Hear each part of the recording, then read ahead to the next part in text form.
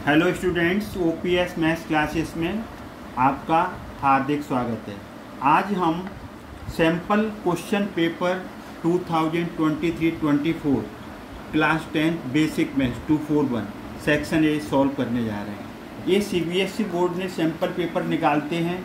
वो पैटर्न वह पैटर्न होता है जो नेक्स्ट अगले जो बोर्ड बच्चे अपीयर होंगे 2024 में, उसी पैटर्न पर ये बन के पेपर आएगा। डिजिट्स नंबर्स कुछ बदले होंगे लेकिन पैटर्न वही होता है। तो ये मोस्ट यूजफुल है आपके लिए, बहुत ही हेल्पफुल है और ये आपकी बहुत हेल्प करेगा।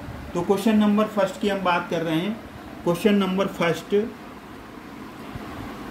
If two positive integers a and b are written as a = x³ y² and b = xy³ where xy are prime numbers. Prime number है जो किसी से डिवाइड नहीं होते।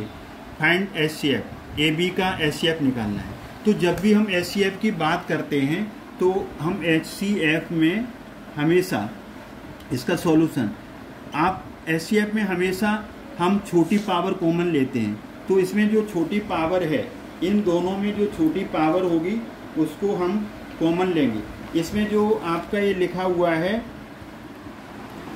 x³ y² xy³ है, यहाँ पर xy³ है, xy³।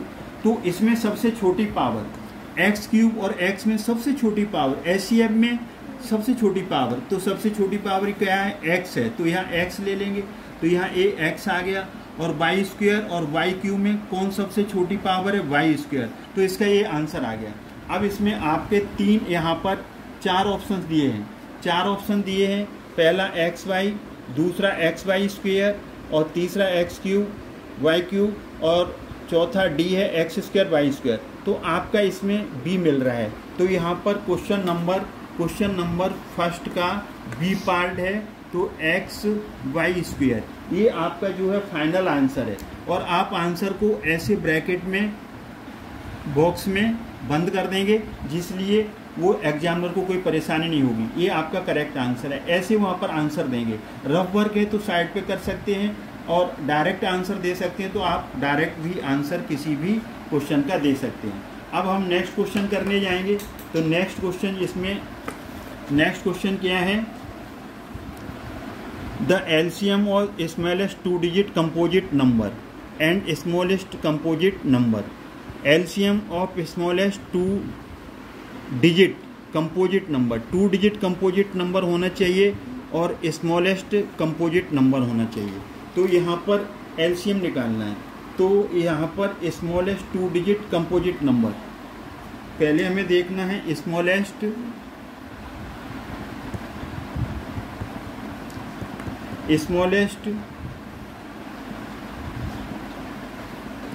2 digit composite number.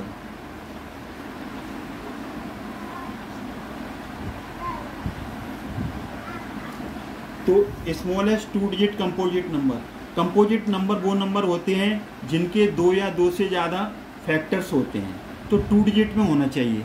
तो 2 डिजिट में composite number, smallest composite number 2 digit में आपका 10 आ गया 2 डिजिट नंबर में। और and smallest composite number, smallest composite number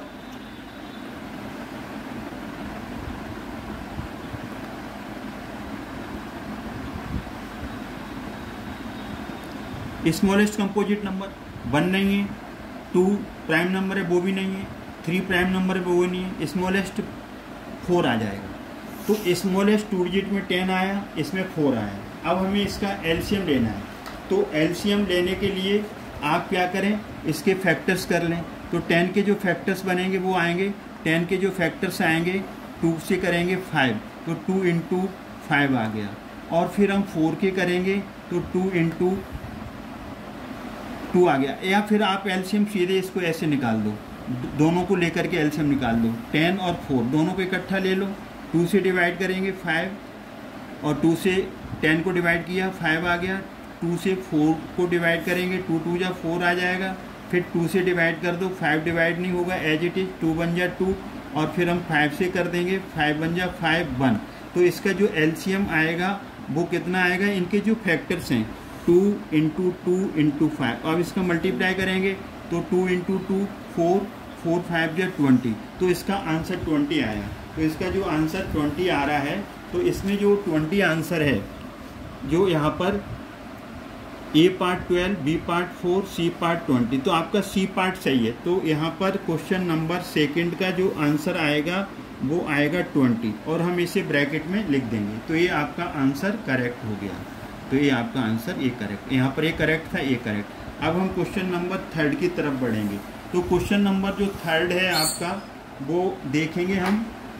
question number third है, the pair of equation y equal to 0 and x equal to -7 has 1 solution, 2 solution, infinitely many solution, no solution. तो हमें इसमें बताना है कि इसके कितने सॉल्यूशंस होंगे।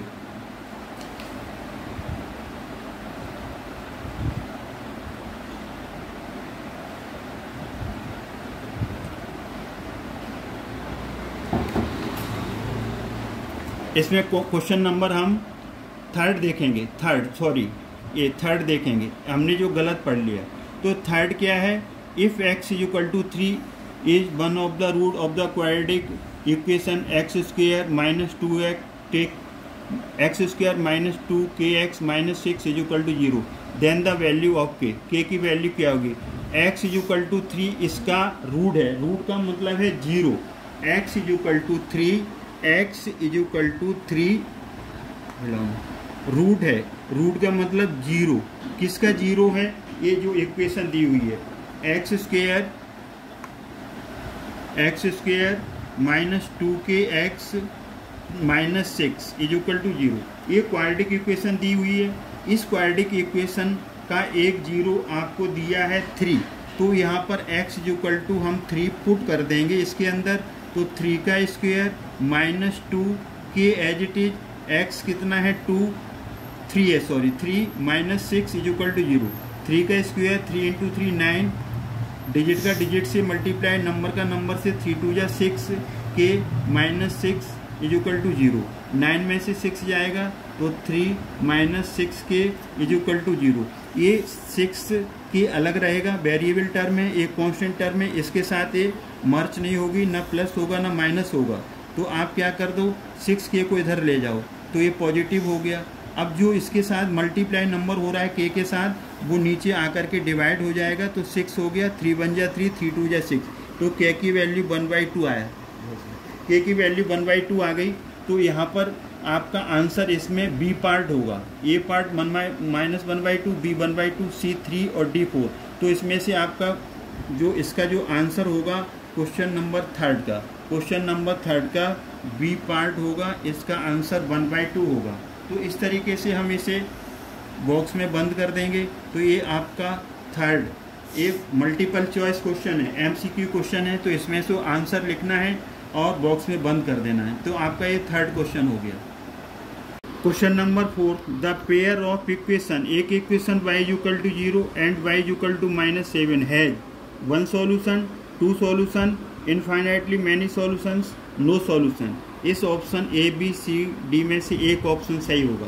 इस क्वेश्चन को जरा समझना होगा, ये वहाँ पर फिगर बनाने की ज़रूरत नहीं है। y equal to 0, y equal to 0 को जो हम प्लॉट करेंगे तो y इक्वल टू 0 कहाँ पर आएगा, x एक्सिस पे आएगा। इस y इक्वल टू 0 को प्लॉट करोगे ग्राफ पे, तो y इक्वल टू 0 कहाँ आएगा, x एक्सिस पे, क्योंकि x एक्सिस पे चलोगे तो y 0 होगा। तो ये आपका ये तो ग्राफ ए बन गया, y इक्वल टू 0 का ग्राफ ए बन गया, ये लाइन बन गई। y इक्वल टू -7, तो -7 है तो -1 -2 -3 -4 -5 -6 -7। ये जो x, ये यहाँ ओरिजिन होता है, x o x dash, x axis बोला जाता है, ये x एक्सिस होगा, y o y डैश ये आपका y एक्सिस बोला जाएगा। अब यहाँ पर y -7, तो y -7 कहाँ आ जाएगा, 0 से चलो y -7। अब इस पे जो y -7 पे एक लाइन बनाओगे तो वो लाइन y इक्वल टू -7 की ऐसी बनेगी। ये दोनों लाइन्स आपस में पैरेलल हैं, तो बिल्कुल इंटरसेक्ट नहीं करेंगी। तो ये इसका जो आंसर आएगा वो आपका नो सॉल्यूशन आएगा। तो क्वेश्चन नंबर फोर्थ का जो आंसर होगा डी होगा, नो सॉल्यूशन। क्यों? इसमें आपने देखा यहाँ पर कि y इक्वल टू 0 क्या है, y इक्वल टू 0 क्या है, y इक्वल टू 0 क्या है, x एक्सिस। तो x एक्सिस की लाइन ये बन गई। y इक्वल टू -7 पे बनना है, वहाँ x 0 है, x 0 है, इसमें y इक्वल टू -7 में x 0 है, तो x 0 y -7 यहाँ इसकी लाइन बनेगी। ये दोनों पैरेलल लाइंस बन गई। ये कैसी लाइनें बन गई? पैरेलल लाइंस बन गई। और पैरेलल लाइंस आपस में कहीं इंटरसेक्ट नहीं करती हैं, तो ये नो सॉल्यूशन आएगा। अब आपका क्वेश्चन नंबर जो 5th है, 5th में values of k which of the quadratic equation has equal roots. ये क्वाड्रेटिक इक्वेशन दी है। क्वाड्रेटिक इक्वेशन आपकी जो दी हुई है वो है आपकी 2x² minus kx plus k equal to 0। ये जो क्वाड्रेटिक इक्वेशन दी है इसके इक्वल रूट्स हैं। तो इक्वल रूट्स के लिए 4 इक्वल रूट्स के लिए हम क्या कर देते हैं, d इक्वल टू 0 कर देंगे। तो x² का जो कोफिशिएंट है वो a, b² का जो कोफिशिएंट है वो -k, x² का कोफिशिएंट a होता है 2, x का कोफिशिएंट b होता है -k है। कांस्टेंट टर्म जो c है वो कांस्टेंट टर्म यहाँ पर k है। अब हम d की डिस्क्रिमिनेंट होता है d, b² माइनस 4ac, तो b की जगह हम -k का होल स्क्वायर लिखेंगे -4, a की जगह 2, c की जगह k आ जाएगा, -k का होल स्क्वायर करेंगे पॉजिटिव हो जाएगा, 4 2 जा 8k हो जाएगा। अब हम पूरी इक्वेशन को इक्वल टू 0 कर देंगे। क्यों? कंडीशन क्या है, इक्वल रूट्स। तो अब k² minus 8k equal to 0 हो गया। k हमने कॉमन ले लिया, तो यहाँ से k माइनस 8 इक्वल टू 0, एक k इक्वल टू 0 आ जाएगा। और प्रोडक्ट ऑफ टू फैक्टर्स 0 है ना, तो पहला फैक्टर, पहला नंबर k इक्वल टू 0 हो सकता है, या फिर k minus 8 equal to a भी 0 हो सकता है। 8 को इधर ले गए तो ये आपका पॉजिटिव हो गया, तो यहाँ पर 0 8 2 आए। तो जब हम इस सॉल्यूशन को देखते हैं ना, तो इसमें आंसर दिया हुआ है 0 ओनली, बी आंसर है 4 और सी है 8 ओनली, डी है 0 8। तो इसमें आपका क्वेश्चन नंबर 5th का डी वाला पार्ट है ना, कौन सा, 0,8, ये आपका आंसर यहाँ पर सही आएगा। तो हमने फिर यहाँ पर आपका क्वेश्चन नंबर 5th का हमने 0,8 आंसर यहाँ पर लगा दिया। The distance of the point 3,5, ये आपका 3,5 है from x axis. x axis से डिस्टेंस है k units. Find the k equal. k किसकी इक्वल होगा? एक आंसर 3 है और दूसरा आंसर 4, तीसरा 5 और d 8 है। वैसे आप डायरेक्ट भी आंसर लिख सकते हैं कि इसका आंसर 5 आएगा, लेकिन हम आपको समझा रहे हैं। समझा कैसे रहे हैं कि आपका x o x डैश ये आपका x एक्सिस बोला जाता है, y o y डैश ये आपका y एक्सिस बोला जाता है। यहाँ पर जो आप जाते हो राइट हैंड साइड और यहाँ जाते हो left hand side. Right hand side में 1 2 3 4 5 ये पॉजिटिव आएंगे, लेफ्ट हैंड साइड में -1 -2 -3 -4 -5 जो पॉइंट्स आएंगे नंबर लाइन पे निगेटिव आएंगे। वाई एक्सिस पे ऊपर जाओगे 1 2 3 4 5 पॉजिटिव आएंगे, नीचे आओगे बिलो तो निगेटिव आएंगे -1 -2 -3 -4 -5। आपको पॉइंट दिया हुआ है 3 5, तो आपको पॉइंट यहाँ पर दिया हुआ है 3 5, तो 3 5 आपका पॉइंट दिया है।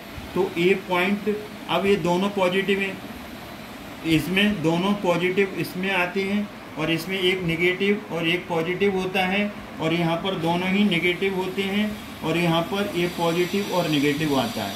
पहले ये x आता है, ये y, x y दोनों पॉजिटिव हैं, यहाँ x नेगेटिव y पॉजिटिव है, और यहाँ पर x और y कोऑर्डिनेट दोनों ही नेगेटिव हैं, यहाँ x पॉजिटिव है y नेगेटिव है। तो 3 5, तो 3 5 को कैसे प्लॉट करते हैं? आपने 9th क्लास में पढ़ा है। 3 पे खड़े हो जाओ, 3 पे खड़े हो जाओ, और x एक्सिस खड़े होने की जगह होती है y चलने की। y 5 है, पॉजिटिव है, तो ऊपर चलोगे y एक्सिस पे, तो ये 1 2 3 4 ये 5 के लेवल पे यहाँ लगा दो, ये 3 5 आ गया, 3 5 यहाँ पर आएगा। अब इसकी x एक्सिस से डिस्टेंस k है, x एक्सिस से डिस्टेंस इसकी k है, तो k देखो कितना है, k किसकी लेवल पे है, 5 पर गया, तो ये 3 पे खड़े हो गए ना, ये डिस्टेंस कहाँ, इसकी हाइट कहाँ पर आई 5 पर, तो k की वैल्यू 5 आ गई, तो k की वैल्यू 5 आ गई, तो इसमें जो आपका आंसर सही होगा C वाला सही होगा। क्वेश्चन नंबर 6 का C वाला 5 यूनिट, ये आपका आंसर सही होगा। अब हम question number 7th 8th 9th delete कर रहे हैं अभी, क्योंकि ये मिड टर्म में अभी हमारे चैप्टर्स नहीं आ रहे हैं, फिर हम बाद में कराएंगे आपको। क्वेश्चन नंबर 10 ये देखिए, if cos A is equal to 4/5, तो फाइंड tan A की वैल्यू निकालो। cos A is equal to 4/5, tan A की वैल्यू निकालो। इसे आप राइट एंगल ट्रायंगल बना के भी कर सकते हैं, राइट एंगल ट्रायंगल बना के कर सकते हैं और डायरेक्ट भी कर सकते हैं। तो हम डायरेक्ट इसे करेंगे। डायरेक्ट कैसे करेंगे, यहाँ पर एक आपने पढ़ा है sec square A is equal to 1 + tan square A, ये फॉर्मूला पढ़ा है। तो cos किसका उल्टा होता है, sec का, तो sec A की वैल्यू क्या आ जाएगी, इसका रेसिप्रोकल, तो 5/4, तो sec A की cos A का रेसिप्रोकल sec A होता है, sec A कितना आ जाएगा, इसका रेसिप्रोकल 5/4, sec A की जगह यहाँ पर 5/4 रख दीजिए, 1 + tan स्क्वायर A, तो यहाँ पर 5 का स्क्वायर 25, 4 का स्क्वायर 16, 1 को इधर ले आओ निगेटिव आ जाएगा, ये tan square A as it is आ जाएगा। इसका एलसीएम लीजिए, इसके नीचे 1 ले लीजिए, 16 और 1 का एलसीएम 16, 16 को 16 से डिवाइड करेंगे 1 आएगा, 1 का न्यूमरेटर 25 से मल्टीप्लाई करो 25 रहेगा, और 16 को 1 से काटेंगे तो कटेगा नहीं, पूरा 16 रहेगा। 16 का न्यूमरेटर ऊपर मल्टीप्लाई कर दो, 16 बन जाए 16, ये tan square A as it is रहेगा, तो 25 में से 16 जाएगा तो 9 आएगा, यहाँ 16 आ गया tan स्क्वायर A। अब ये 3/4 का होल स्क्वायर है, ये किसका होल स्क्वायर है, 3/4 का होल स्क्वायर है, ये tan स्क्वायर A है, तो स्क्वायर से स्क्वायर कट जाएगा, तो आपकी जो tan A की वैल्यू है, तो tan A कितना आ गया 3/4। तो इसमें जो ऑप्शन दिया है, ना इसमें 3/4, तो 3/4 का ऑप्शन इसमें B है, तो इस क्वेश्चन नंबर 10th का जो B पार्ट है वो सही है, इसमें बी ऑप्शन सही है 3/4। तो इस तरीके से हमने आपको ये सम 10 तक करा दिए, बीच में कुछ लेफ्ट हुए हैं, इस तो क्यों इसलिए छोड़ दिए कि वो अभी मिड टर्म में नहीं है, तो हम मिड टर्म के बाद उसे भी कराएंगे। आई होप कि आपको समझ में आए होंगे, ये बड़ा बेसिक मैथमेटिक्स है और ये बेसिक्स क्लियर करो, और आगे हम पूरे सैम्पल पेपर को सॉल्व करेंगे और आपके पास सॉल्यूशन भेजेंगे। आई होप कि आपको अच्छे तरीके से वीडियो समझ में आया होगा, क्वेश्चन भी समझ में आए होंगे। अगर ये समझ में आते हैं क्वेश्चंस वीडियो, तो इसे लाइक शेयर और सब्सक्राइब करना ना भूलें। थैंक्स, अगले वीडियो में मिलेंगे। Thanks God.